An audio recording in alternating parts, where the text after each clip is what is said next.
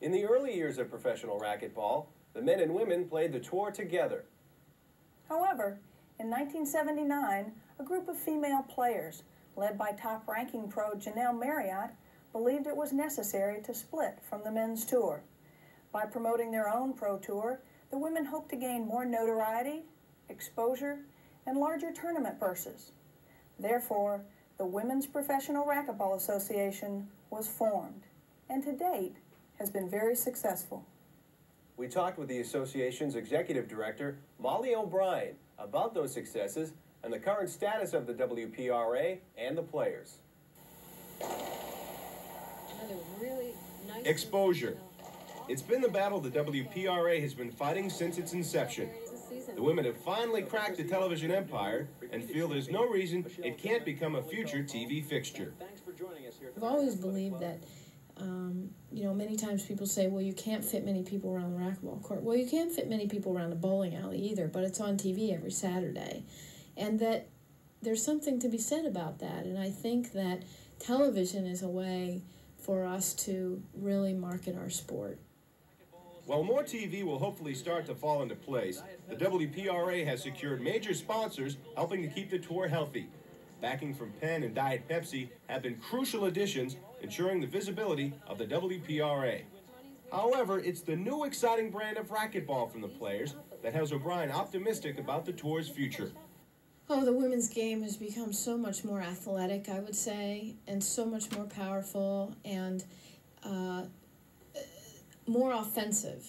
I think that more aggressive. It's very exciting, and in a way, I think that as in tennis, I think women are starting to be more in tune to training and strength training and conditioning and so forth, and doing a lot more of what it takes to be a professional athlete than they did years ago, which just makes them a better player. Michelle Gilman is the perfect example. Gilman is currently setting the standard for the WPRA, dominating the game with her strong, powerful approach. Michelle does it. The match is over. However, there are a handful of players giving chase to Gilman. Players like Jackie Perizzo, Malia Bailey, Tony Bevlock, Dottie Kelly, Marcy Drexler, Marcy Lynch, Kay Kufeld, and up-and-comers like Lynn Coburn and Robin Levine. But even with the growth of the tour and its players, the most rewarding aspect of the WPRA continues to be its unwavering support of charity. WPRA does a lot of charity work, and with each event, locally we do different charities at each event. We've worked with the Boys and Girls Club, we've worked with the Children's Cancer Foundation, we've worked with ARC, which is Advanced Resources for Kids, and each event we try to do some charity work and give something back to a local group from our events. I feel really grateful that we've had players like Lynn Adams and Karen McKinney who have been terrific ambassadors. They have really set the stage for what it takes to be an athlete and be a professional athlete on the court and then carry it out into the community.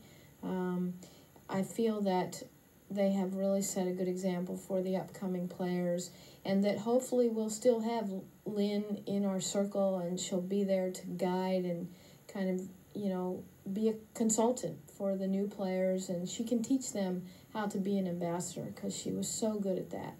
And I think with having her around and Karen, that the new players have a good example to follow.